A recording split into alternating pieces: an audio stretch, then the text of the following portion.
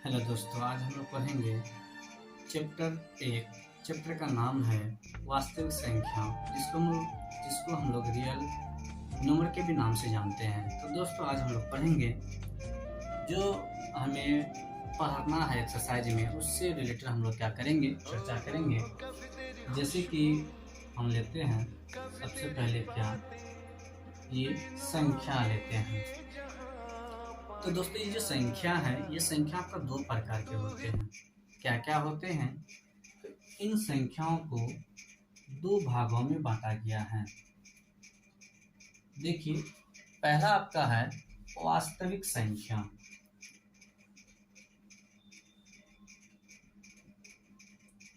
वास्तविक संख्या। तो दोस्तों, दूसरा क्या होगा आपका?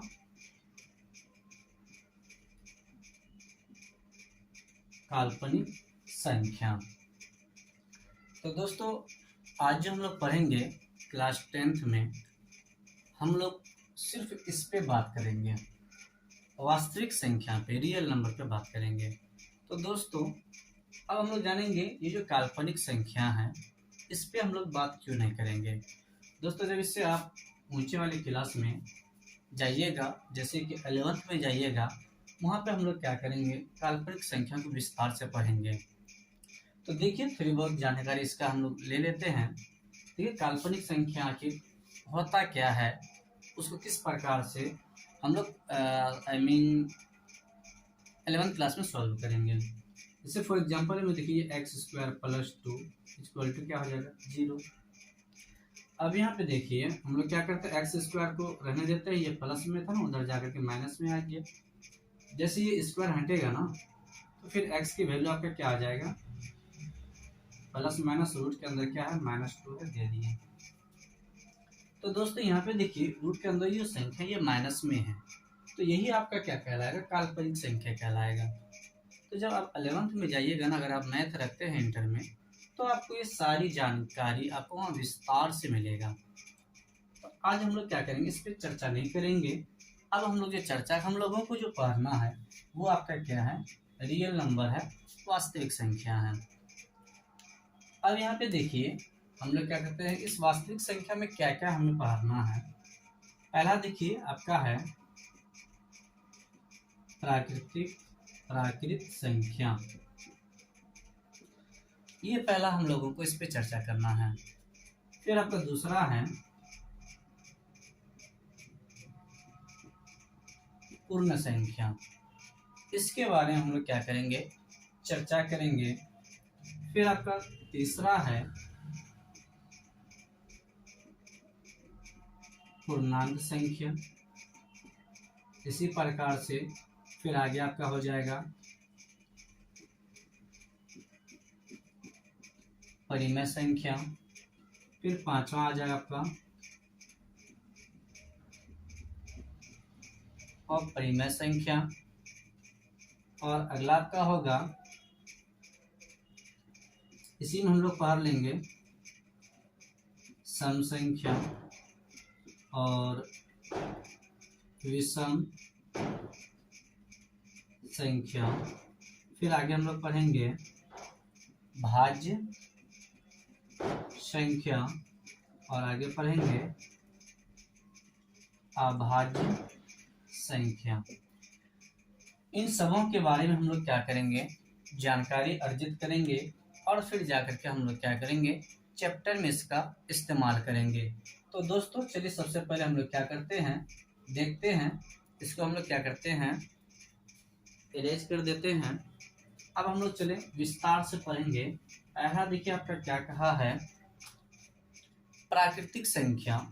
हम लोग जानेंगे कि प्राकृतिक संख्या कहते किसे हैं। तो दोस्तों, सिंपल सी परिभाषा है, वैसी संख्या जिससे हम किसी वस्तु की गणना करते हैं। किसी वस्तु की जो गिनती है वो चालू प्रारंभ करते हैं हम लोग, वही क्या कहलाएगा, आपका प्राकृतिक संख्या कहलाएगा। दूसरा देखिए, क्या आपका पूर्ण संख्या है। तो बता रहे, इस प्राकृतिक संख्या में जब शून्य को शामिल कर दिया जाता है, तो उससे जो संख्या प्राप्त होती है वो संख्या आपका कहलाएगा पूर्ण संख्या। अब हम लोग आएंगे तीसरा, पूर्णांक संख्या है। बता रहा है कि अनंत से लेकर प्लस अनंत तक की सभी संख्या को हम लोग पूर्णांक संख्या कहेंगे। यानी कि ऋणात्मक संख्या से लेकर के धनात्मक संख्या तक जितनी भी संख्या है, तो दोस्तों ये आपका क्या कहलाएगा, पूर्णांक संख्या कहलाएगा। उसी प्रकार से हम लोग परिमेय संख्या जिसे पी बाई क्यू के रूप में लिखते हैं, Q does not equal to 0, उसी में अपरिमेय जिसे हम पी बटे क्यू के रूप में नहीं लिख सकते हैं और क्यू क्या हो जाएगा, 0 के इक्वल हो जाएगा, वो अपरिमेय संख्या। सम संख्या, विषम संख्या, भाज्य और अभाज्य सारी संख्या पर हम लोग क्या करेंगे, विस्तार से चर्चा करेंगे। तो दोस्तों जैसा कि पहला है आपका क्या, प्राकृतिक संख्या है। तो अब देखिए प्राकृतिक संख्या का डेफिनेशन हम लोग किस प्रकार से देते हैं। ये आपका प्राकृतिक संख्या है। देखिए इसको हम लोग क्या करेंगे, डिफाइन करेंगे, परिभाषित करेंगे, लिखेंगे वैसी संख्या जिससे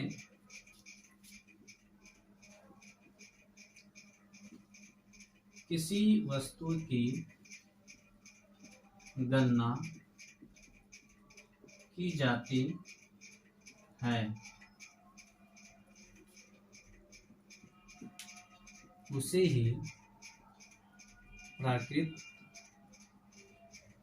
संख्या कहते हैं।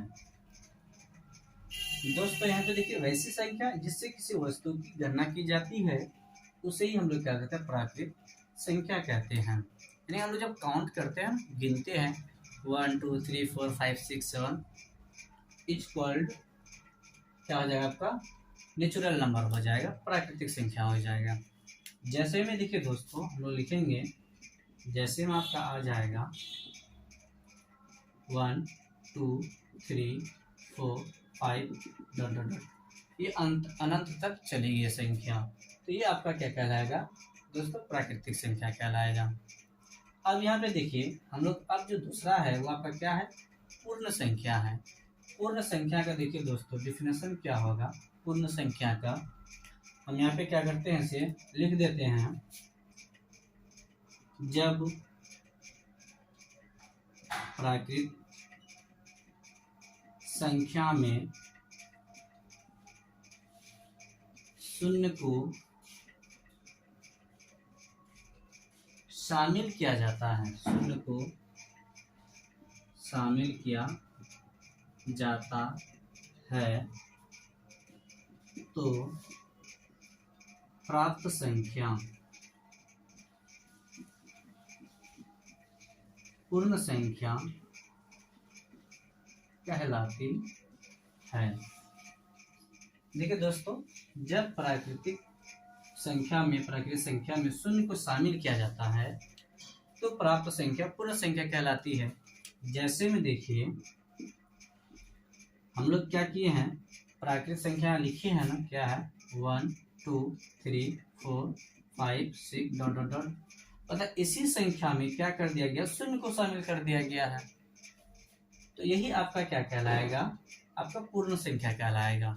यहाँ पे देखिए आगे, जब प्राकृतिक संख्या में शून्य को शामिल किया जाता है तो प्राप्त संख्या क्या कहलाती है, पूर्ण संख्या कहलाती है। तो दोस्तों अब हम लोग क्या करेंगे, तीसरा जो आपका वो है पूर्णांक संख्या। अब हम लोग क्या करेंगे, इस पे आते हैं, पूर्णांक संख्या पे आते हैं। देखिए आपका ये जो पूर्णांक संख्या है, अब हम लोग क्या करते हैं, इस पे आते हैं पूर्णांक संख्या पे, तो बोलेंगे ऋणात्मक संख्या से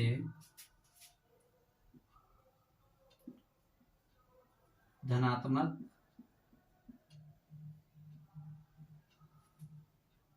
संख्या, ऋणात्मक संख्या से धनात्मक संख्या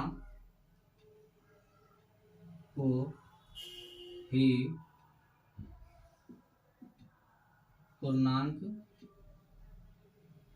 संख्या कहते हैं। दोस्तों यहाँ पे देखिए ऋणात्मक संख्या से धनात्मक संख्या को ही क्या कहा जाता है, पूर्णांक संख्या कहा जाता है।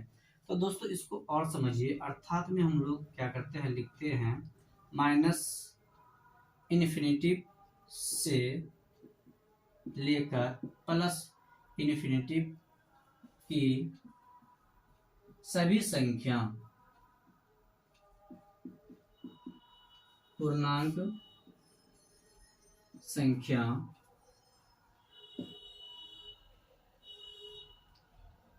कहलाती है। तो दोस्तों माइनस अनंत से लेकर यानी कि माइनस इन्फिनिटिव से लेकर प्लस इन्फिनिटिव की जितनी भी संख्या हो सब का सब दोस्तों क्या कहलाएगा, आपका पूर्णांक संख्या कहलाएगा। ये तीसरा वाला का डिफिनेशन है। तो दोस्तों चलिए जैसे हम लोग क्या करते हैं, लिख देते हैं जो भी संख्या हो, चाहे वो माइनस में हो, चाहे वो प्लस में हो, चाहे वो शून्य क्यों ना हो, ये सब की सब संख्या आपका क्या कहलाएगा दोस्तों, पूर्णांक संख्या। जैसे में हम लोग लिख देंगे फॉर एग्जाम्पल में -5, -4, -3, -2, -1, 0, 1, 2, 3, 4 डॉट डॉट डॉट, ये सब की सब संख्या क्या कहलाएगी दोस्तों, पूर्णांक संख्या कहलाएगी। तो दोस्तों इस प्रकार से हम लोग क्या करेंगे, पूर्णांक संख्या का डेफिनेशन देंगे। ऋणात्मक संख्या के सभी और धनात्मक संख्या के सभी संख्या को हम लोग क्या कहेंगे, पूर्णांक संख्या कहेंगे। अर्थात इसको हम लिखेंगे शॉर्ट में, अगर लिखना चाहते हैं तो माइनस अनंत से लेकर प्लस अनंत तक की सभी संख्या को क्या कहा जाता है, पूर्णांक संख्या कहा जाता है। तो दोस्तों अब हम लोग क्या करें, अगला देखेंगे परिमेय संख्या। इसे आप लोग क्या करें, नोट कर लें। अब देखिए दोस्तों आपका चौथा क्या है, परिमेय संख्या। इससे पहले हम लोग तीसरा पढ़ चुके हैं। चौथा में देखिए परिमेय संख्या। परिमेय संख्या हम लोग किसे कहेंगे, देखेंगे वैसी संख्या जिसे हम P/Q के रूप में लिख सकते हैं तथा Q does not equal to 0 और P तथा Q के